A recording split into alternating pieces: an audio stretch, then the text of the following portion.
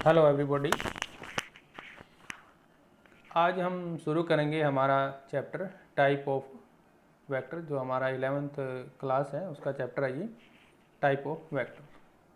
I am Rajendra Kumar और आप देख रहे हैं आपका अपना चैनल physics.edu.rajendra।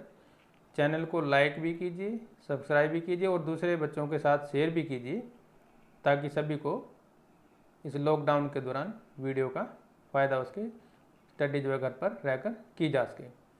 तो कल हमने जो बात की थी, जो इससे पिछले वाला वीडियो हमने तैयार किया था, उसमें हमने स्केलर और वेक्टर के बारे में पढ़ा था।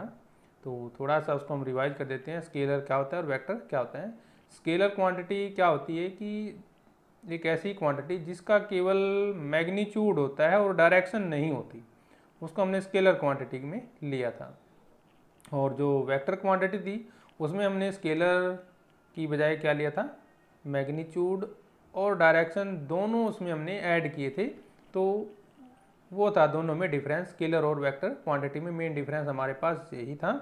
और वेक्टर को रिप्रेजेंट करने के लिए हमने जो है ऊपर एरो मार्क्स यूज़ किया था, और जो उसका सिंबल रहेगा कोई भी capital letter A B C या डी हम उसका सिंबल के रूप में यूज़ करते हैं। तो आज हम बात करेंगे टाइप ऑफ वेक्टर, वेक्टर कितने प्रकार के होते हैं। तो इम्पोर्टेंट है हमारे लिए ये वेक्टर। मैथ में भी हमारे पास ये टॉपिक आता है वेक्टर का, और फिजिक्स में भी मेन है हमारे पास, और +2 क्लास में आपका वेक्टर के ऊपर पूरा टॉपिक भी होगा जब आप +2 क्लास करेंगे। तो ध्यान से समझिए। तो हम शुरू करते हैं। बिल्कुल सिंपल टॉपिक है हमारा टाइप ऑफ वेक्टर। तो सबसे पहले हम लेते हैं हमारा जीरो वेक्टर और नल वेक्टर। जैसे नाम से ही क्लियर हो रहा है कि जीरो वेक्टर और नल वेक्टर। नल में नहीं, खाली लेते हैं हम। जीरो का मतलब जीरो, आपको पता ही, मतलब जीरो जब मैग्नीट्यूड ही नहीं है तो जीरो हो गया वो। और जब हम फिजिक्स की बात करते हैं तो जीरो और नल वेक्टर हम कैसे डिफाइन करेंगे।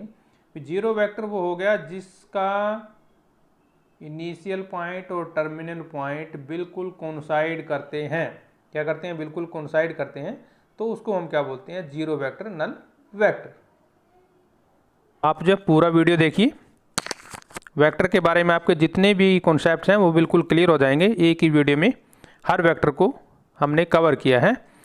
तो अभी बात कर रहे थे हम कि जो जीरो वेक्टर होता है उसमें इनिशियल पॉइंट और जो टर्मिनल पॉइंट है वो दोनों कोइंसाइड करते हैं। कहने का मतलब जैसे हमारे पास बिंदु होता है, पॉइंट होता है, जितना छोटे से छोटा पॉइंट हो सकता है वो हमारे पास जीरो वेक्टर कहलाता है, क्योंकि उसमें ना कोई इनिशियल पॉइंट है ना कोई टर्मिनल पॉइंट है। यदि हम देखें, गौर करें, मतलब उसमें इनिशियल पॉइंट और टर्मिनल पॉइंट एक ही है, वहीं से शुरू और वहीं से वो ख़त्म।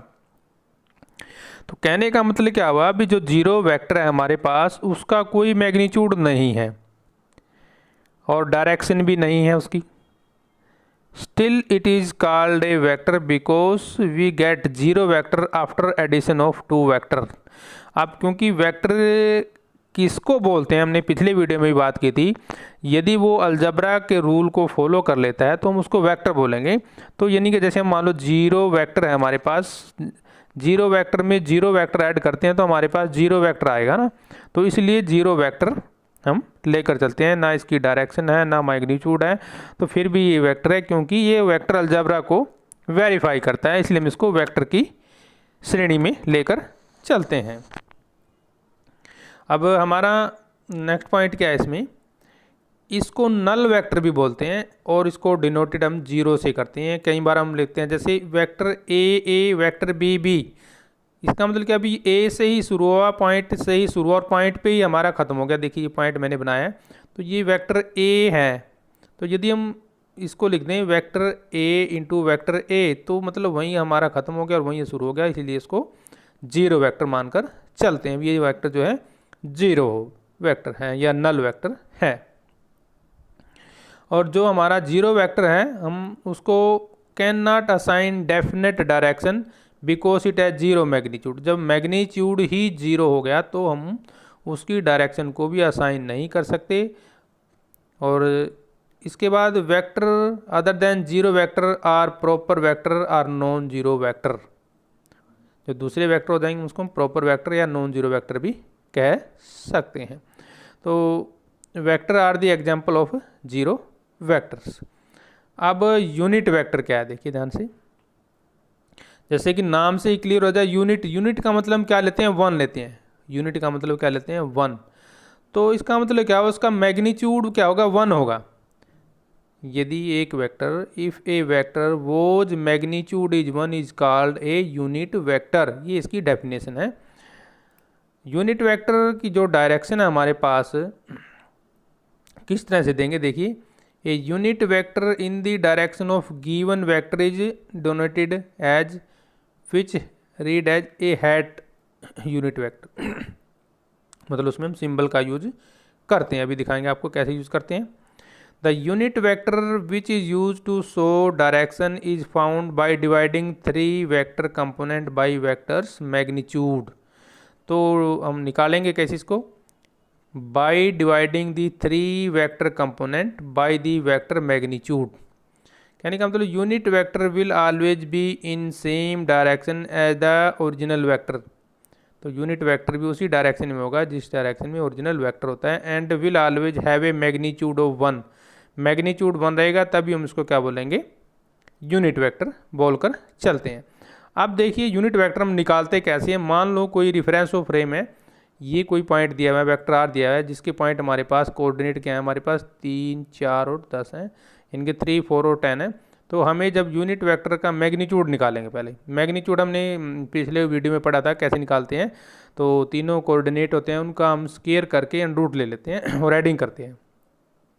तो जैसे 3 का स्क्वायर प्लस 4 का स्क्वायर प्लस 10 का स्क्वायर का अंडर रूट यदि हम ले लेते हैं तो वो मैग्नीट्यूड आ जाता है किसी भी वेक्टर का। आप जब निकालते हैं तो यानी कि एक्स वाई जेड के जो कोऑर्डिनेट होते हैं, यानी कि हम आपके लिए एक फार्मूला लिख देते हैं दोबारा से, क्या होता है, तो वो होता है x square plus y square plus z square का अंडर रूट। ये होता है मैग्नीट्यूड जब हमें किसी भी वेक्टर का निकालना हो।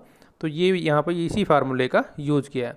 और अभी जो हमने यूनिट वेक्टर की डेफिनेशन क्या पढ़ी, अभी जो हम तो हैट की बात कर रहे थे, ये जो सिंबल लगाया ये हैट का सिंबल है हमारे पास यूनिट का, और जो ऐसे ये तीर का निशान ये वेक्टर का निशान होता है, और ये जो हमारे पास ये मोड का निशान, इसको मैग्नीट्यूड भी बोलते हैं। क्या बोलते हैं, मैग्नीट्यूड ऑफ वेक्टर। मैग्नीट्यूड निकालने का फार्मूला हमारे पास ये है।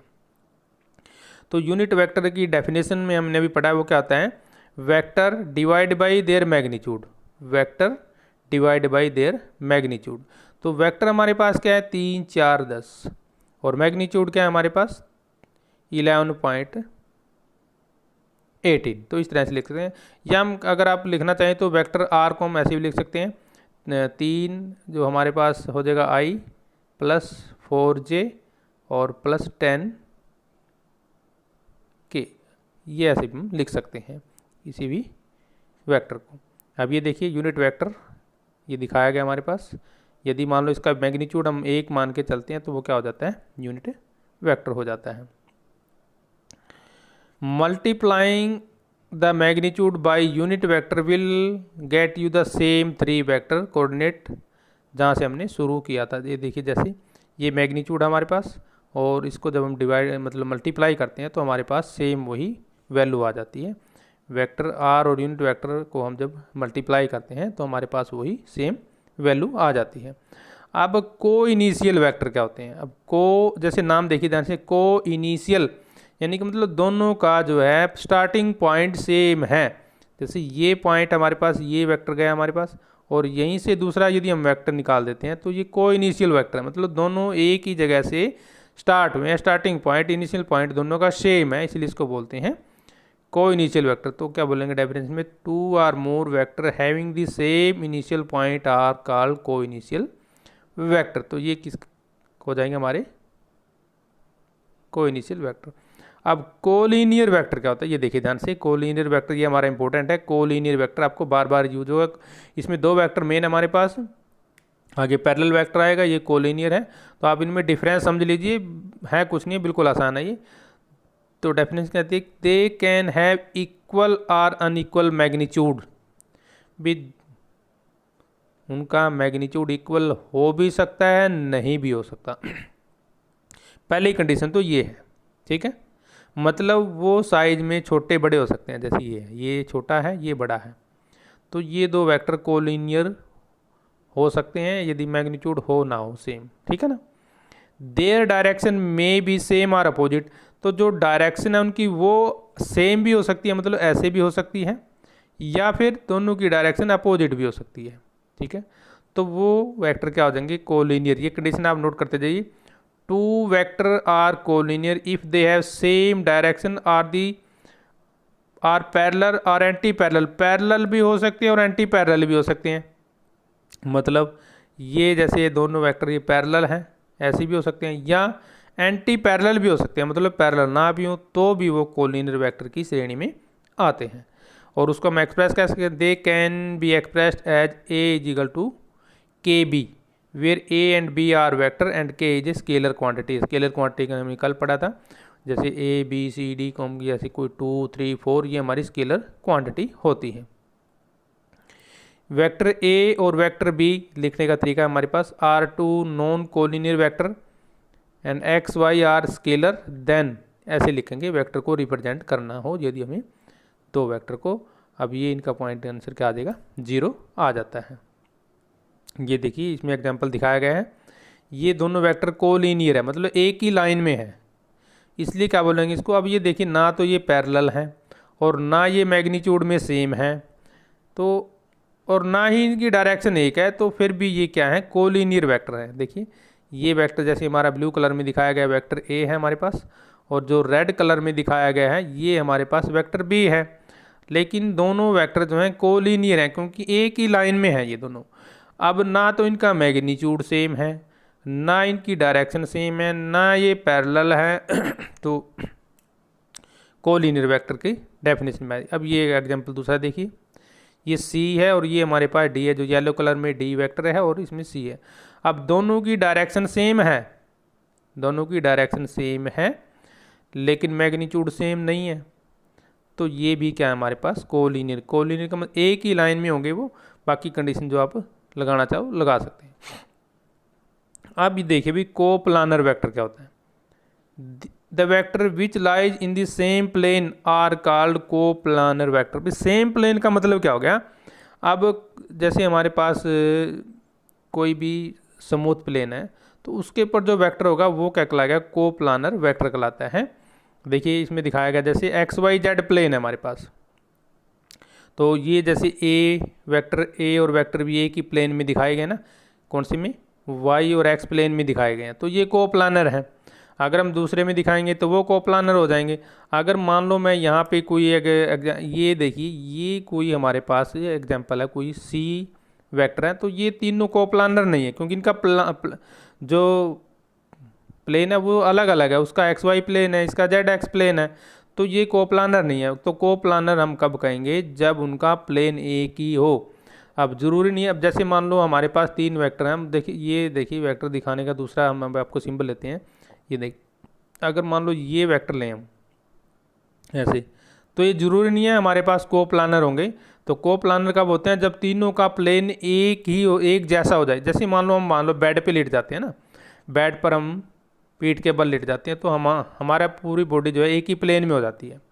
लेकिन यदि हम बैठ जाएंगे तो हमारी जो ऊपर वाला सर वाला हिस्सा है वो कोप्लानर नहीं कहलाएगा क्योंकि हमारा प्लेन बदल चुका है।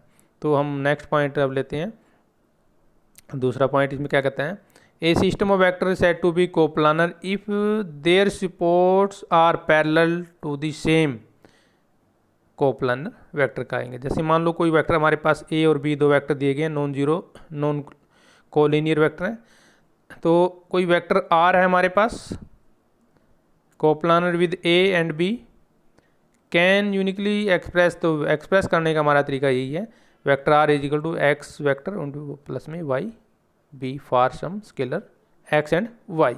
ये देखिए एग्जांपल दिया गया है कोप्लानर वेक्टर के लिए। अब ये देखिए ये दोनों एक ही प्लेन में है हमारे पास, इसका भी यही प्लेन है, तो ये सारे के सारे क्या हैं, कोप्लानर वेक्टर हैं। अगर हम कहीं और इसको दर्शाएंगे तो वो कोप्लानर नहीं हो सकता। नेक्स्ट पॉइंट देखिए, कनकरेंट वेक्टर क्या होते हैं, the vector which pass through this common point are called concurrent vector. Same point से पास होकर जाते हैं। देखिए ये देखिए ध्यान से, ये फिगर दिखाया गया हमारे पास। सारे के सारे वेक्टर जो हैं एक ही पॉइंट, कॉमन पॉइंट से पास होकर जाने हैं, तो इनको क्या बोलेंगे हम, कंकरेंट वेक्टर बोलते हैं। ये तो सिंपल है हमारे पास। अब इक्वल वेक्टर क्या होते हैं? दो वेक्टर इक्वल कब कहे जाएंगे, या दो से ज़्यादा, if they have same magnitude and direction, उनकी मैग्नीट्यूड और डायरेक्शन सेम है। मतलब ये देखिए कि वेक्टर हो गया हमारे पास, और दूसरा वेक्टर हम ये ड्रा करते हैं अगर दोनों का मैग्नीट्यूड सेम है। मतलब ये जैसे अगर 3 सेंटीमीटर लेते हैं, ये भी 3 सेंटीमीटर होना चाहिए। ये अगर हम 5 सेंटीमीटर लेते हैं तो ये भी 5 सेंटीमीटर होना चाहिए, और डायरेक्शन भी सेम होनी चाहिए। तो हम क्या बोलेंगे उसको, इक्वल वेक्टर बोलते हैं। Regardless the position of the vector of their initial point, they must have same magnitude and direction in component form. That means all three component of the vector must be same. मतलब तीनों component x, y, z जो भी हमारे पास होते हैं, तीनों component ये देखिए दिखाए गए, a और c, ये एग्जांपल दिए गए हमारे पास। तो ये दोनों क्या है हमारे पास, इक्वल मान के चलेंगे, क्योंकि मैग्नीट्यूड सेम है और डायरेक्शन इसकी सेम है। अब negative of vector, negative vector जैसे नाम से ही क्लियर है, नेगेटिव एक प्लस है तो दूसरा माइनस होगा, ठीक है ना। तो देखिए दिखाया गया, ये वेक्टर ए बी है हमारे पास, इसकी डायरेक्शन इस साइड दिखाई गई है, और दूसरा वेक्टर ए बी है, फिर इसकी डायरेक्शन अलग होगी। इसका मतलब क्या होगी, नेगेटिव का मतलब हम क्या लेके चलेंगे, a vector which has the same magnitude, magnitude same रहेगा लेकिन डायरेक्शन दोनों की क्या होगी, अपोजिट होगी, तो उसको हम क्या बोलेंगे, नेगेटिव वेक्टर। ठीक है, जैसे हमने ऊपर एग्जाम्पल में दिया गया है। अब पोजीशन वेक्टर हमने पहले कर ही लिया। पोजीशन वेक्टर क्या होता है, if O is use as specify the position of a related to the another point O, then O is called the position vector. जैसे मान लो हमारे पास ये है कोई, ठीक है ना, ये पॉइंट ओ है, ये ए है, तो ये हमारा पोजीशन वेक्टर हो जाएगा। ओ ए पूरा लिखेंगे ना, तो ओ ए क्या हो जाएगा हमारे पोजीशन वेक्टर। पैरेलल वेक्टर, जैसे नाम से ही हमारा कंडीशन क्लियर है, पैरेलल का मतलब जो एक दूसरे के पैरेलल होते हैं।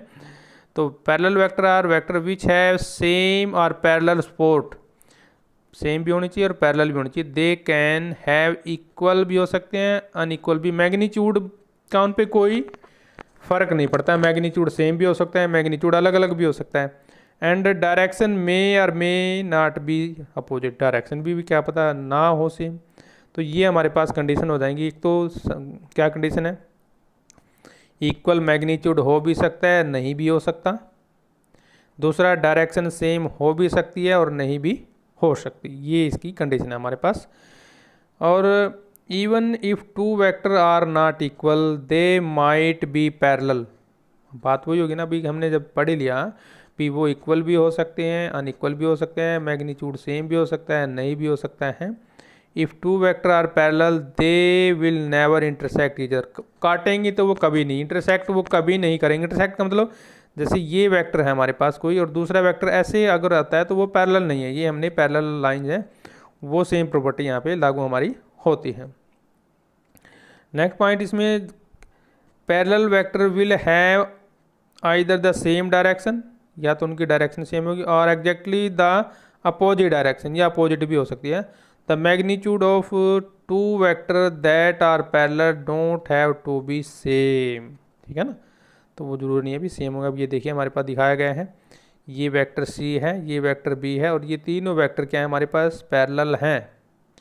और डायरेक्शन इनकी, जैसे इन दोनों की डायरेक्शन सेम है, इसकी डायरेक्शन हमारी अलग है, इसका मैग्नीट्यूड कुछ हो रहा है, इसका मैग्नीट्यूड कुछ और दिखाई दे रहा है, इसका कुछ और दिखाई दे रहा है, तो ये वेक्टर हमारे पैरेलल वेक्टर हैं। और तो ये था हमारा आज का टॉपिक, टाइप ऑफ वेक्टर। बड़ा ही सिंपल टॉपिक था, तो आपने जो है इस टॉपिक को अच्छी तरीके से समझ लेना है। ये सिर्फ बेसिक पॉइंट्स है जो आपके आगे अगले नेक्स्ट जो क्लासेज होंगी उसमें आपके काम आएंगे। तो चैनल को आप जो है शेयर भी कीजिए और लाइक भी कीजिए और सब्सक्राइब भी कर दीजिए, ताकि हमें मोटिवेशन मिलता रहे। तो आप देख रहे हैं हमारा चैनल physics.edu.rajendra। तो नेक्स्ट वीडियो के लिए आप तैयार रहिए, हम जल्दी ही लेकर आएंगे आपके लिए नया वीडियो। तब तक के लिए इजाज़त दीजिए।